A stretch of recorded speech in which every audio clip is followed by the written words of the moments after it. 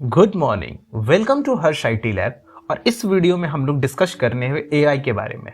जैसे कि एक वीडियो रिकॉर्ड करने के लिए सनलाइट से बेटर कोई सोर्स हो नहीं सकता है, उसी तरह एक आईटी चैनल के स्टार्टिंग के लिए एआई से बेटर कोई वीडियो हो नहीं सकता है। तो चलिए बिना देर के स्टार्ट करते हैं। तो हम लोग जान रहे हैं कि एआई के आए हुए काफ़ी दिन हो गया है और प्रोबेबली आप भी कहीं कभी ना कभी अभी अभी तक में यूज़ किए होंगे जाने अनजाने में। जैसे for example even Google search भी आजकल जनरेटिव एआई, जिसको गूगल बार्ड कहते हैं, उस पर रिस्पॉन्स शेयर करता है। बहुत लोगों ने एआई पे चैट जीपीटी पे अकाउंट बनाया होगा ओपन एआई के प्लेटफॉर्म पे, जो कि सबसे भाई बड़ा मतलब जल्दी ग्लोबलाइज होने वाला one of the best application रहा है। तो उसी तरह ये एआई को समझने का बेस्ट अप्रोच क्या है, आज हम लोग उस पर जानने वाले हैं। तो जैसा कि आप अपने साइड पे स्क्रीन पे देख सकते होंगे, मैंने एक माइंड मैप क्रिएट किया है और ये माइंड मैप बिल्कुल जेफ सर के वीडियो से इंस्पायर्ड है। मैं उनके वीडियो का भी लिंक डिस्क्रिप्शन में दे दूंगा।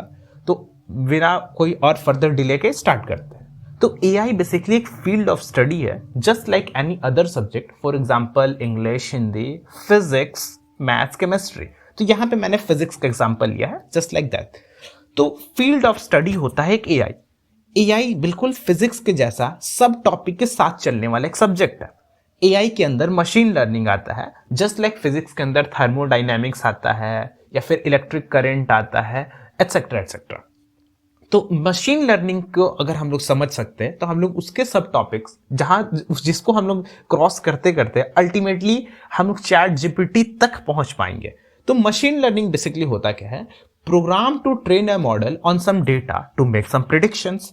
तो देखिए, अगर हम लोग मशीन लर्निंग का मतलब है कि कुछ डेटा पॉइंट्स कंप्यूटर को फीड किया जाए और उसके बेसिस पे वो प्रिडिक्ट करे। जैसे फॉर एग्जांपल डेटा पॉइंट हो सकता है आपका, सबसे बेस्ट एग्जांपल है हम लोग के स्कूल का मार्क्स, कि एक स्टूडेंट है जो कुछ आवर स्टडी कर रहा है।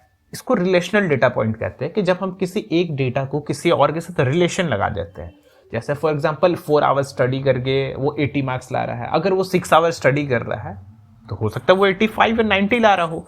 और ऐसे डेटा को मशीन में फीड किया जाए और फिर उससे क्वेश्चन किया जाए कि एक बात बताना कि एक बच्चा है वो 7 आवर्स पढ़ रहा है, तो क्या चांसेस है उसका या फिर कितना प्रोबेबिलिटी है उसका कि वो इससे ज्यादा मार्क्स लेकर आएगा, प्रोबेबली 85%। तो देखिए, चूंकि मार्क्स एक क्वालिटेटिव फैक्टर है, एक स्टूडेंट पे भी डिपेंड करता है उसके एबिलिटी पे, बट चूंकि स्टैटिस्टिक्स है उसमें हर चीज का इंसाइट्स देखा जा सकता है। एक एवरेज जरूर कंप्यूटर गेस कर देगा कि प्रोबेबली इतना मार्क्स उसका आना चाहिए। और जस्ट लाइक दैट यही होता है मशीन लर्निंग, क्योंकि मशीन एक नए स्टूडेंट के बारे में जिसे वो कभी नहीं मिला, जिसका डेटा उसको कभी नहीं मिला, उसके बारे में कुछ गेसेस क्रिएट कर रहा है। और फाइनली मशीन लर्निंग का 2 टाइप होता है। पहला होता है सुपरवाइज लर्निंग, दूसरा होता है अनसुपरवाइज लर्निंग। चूंकि अभी हम लोग क्वालिटेटिव और क्वांटिटेटिव टर्म को रिलेशन लगाए हैं, उसी तरह अगर हम लोग ये बोले उसमें रिलेशन में भी अगर डिस्टिंक्शन कर दे कि एक फीमेल स्टूडेंट है, क्योंकि यहाँ पे एक इंडिया में प्रोबेबली हम स्टूडेंट्स के बीच एक स्टूडियो टाइप है कि जो फीमेल स्टूडेंट्स होती हैं उनका मार्क्स हमेशा मेल स्टूडेंट से ज़्यादा बेटर होता है।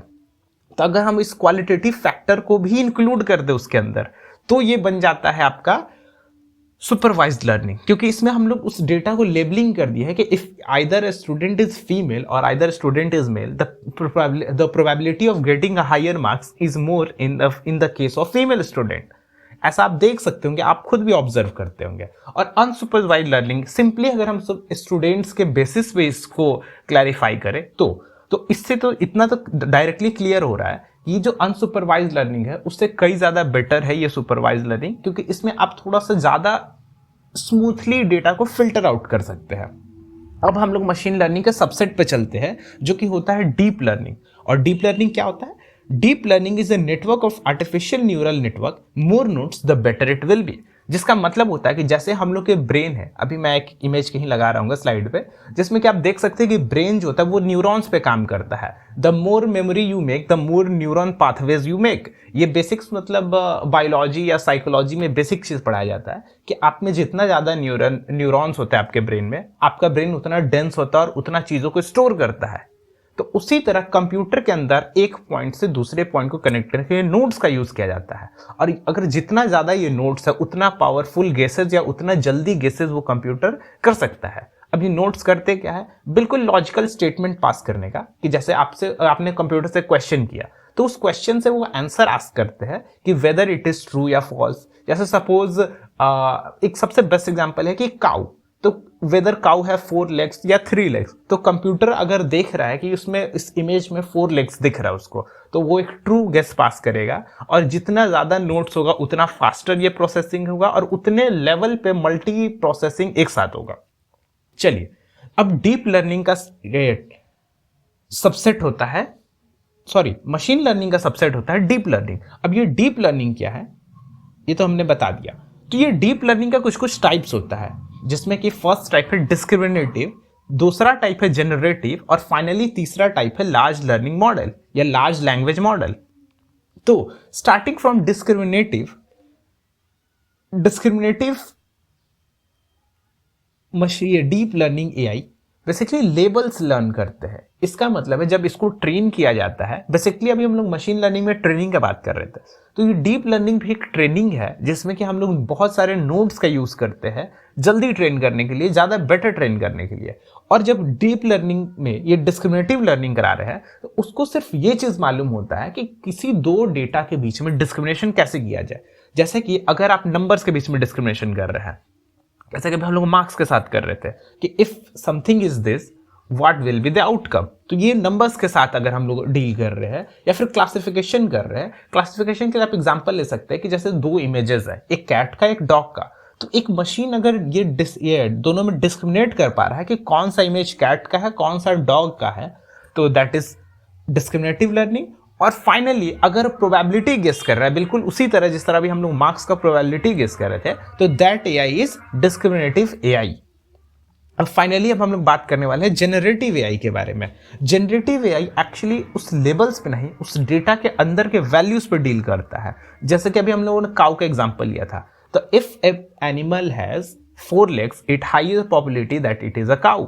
फिर उसके बाद और देखिएगा कि उसके बाद उसके कलर्स क्या है, उसमें हॉर्न्स है कि नहीं है, फिर उसका साइज क्या है, और ये सारे फैक्टर्स को ये डील करके एक डिस्क्रिप्शन बनाएगा और उससे कुछ नया जनरेट करेगा, that is generative AI. Generative AI language, image और ऑडियो के बेसिस पे काम करते हैं। जैसे कि वो टेक्स्ट टू इमेज जनरेट कर सकते हैं, एक टेक्स्ट के बदले में बहुत सारा अच्छा रिफाइंड टेक्स्ट बहुत सारे सोर्स से गैदर करके दे सकते हैं, जैसे कि बिंग एआई, चैट जीपीटी आप यूज करते हैं। और इसी जनरेटिव एआई का एक ओवरलैप कहिए या फिर इस डीप लर्निंग का ही सबसेट कहिए लार्ज लैंग्वेज मॉडल, जो कि जनरेटिव एआई को ही फाइन ट्यून करता है किसी स्पेसिफिक काम के लिए। जैसे कि आप अभी अगर चैट जीपीटी यूज करते होंगे तो उसके अपडेट में देखे होंगे वो आपसे एक प्रॉम्प्ट पहले ही पूछता है कि what I am wanna be, जैसे कि आप उसको पहले ही बता दो कि आप किस चीज़ पे काम कर रहे हो और फिर आप क्वेश्चन आंसर करो, वो उस चीज़ को माइंड में रखते हुए आपको आंसर देगा। अभी कुछ दिन पहले मिस्टर हुज दी बॉस के चैनल पे एक वीडियो आया था जिसमें वो बिल गेट्स को इंटरव्यू कर रहे थे। उसमें बिल गेट्स बताया कि जैसे कि AI is the best thing happened after a long time, ठीक है। तो उसमें उन्होंने ये बताया कि जैसे कि एआई को मेडिकल के लिए यूज किया जा रहा है, तो चूंकि आप चैट जीपीटी से मेडिकल एडवाइसेस लोगे तो वो कहीं से सही नहीं होगा, बट अगर चैट जीपीटी को एक स्पेसिफिकली मेडिकल के डेटा पॉइंट पे फीड किया जाए तो हो सकता है कि चैट जीपीटी कई मतलब 70 to 80% गेसेस दे दे जो एक डॉक्टर गेस कर सकता है। उसी तरह ये सेम चीज़ है कि जनरेटिव एआई को अगर किसी स्पेसिफिक यूज केस के अकॉर्डिंग टेलर किया जाए तो वही बन जाता है आपका लार्ज लैंग्वेज मॉडल। और इसके एग्जांपल्स हो सकते हैं आपके जो नए एआई जिसके बारे में बिल गेट्स बात कर रहे थे कि एआई से हम लोग बिजनेस को, इवन एआई से मेडिकल को, हेल्थ के जितना भी है, न्यूट्रिशन को, इन सभी चीज़ों को इन्हांस किया जा सकता है। That's all. तो प्रोबेबली अब शायद इस माइंड मैप के हेल्प से थोड़ा सा आपको ज़्यादा बेटर अंडरस्टैंडिंग हो रहा होगा कि एआई किस तरह काम करता है। और अगर आप वो कोर्स गूगल का अटेंड करना चाहते हैं और वो जेफ सर की वीडियो देखना चाहते हैं जिससे इंस्पिरेशन लेके ये वीडियो बनाया गया है, आप नीचे गए हुए इस लिंक पे देख सकते हैं। और नो फर्दर कमेंट्स, अगर आपको पसंद पड़े ऐसे कंटेंट आपको अच्छे लगते होंगे, आई एम श्योर इस चैनल को आप सब्सक्राइब करेंगे। Thank you very much.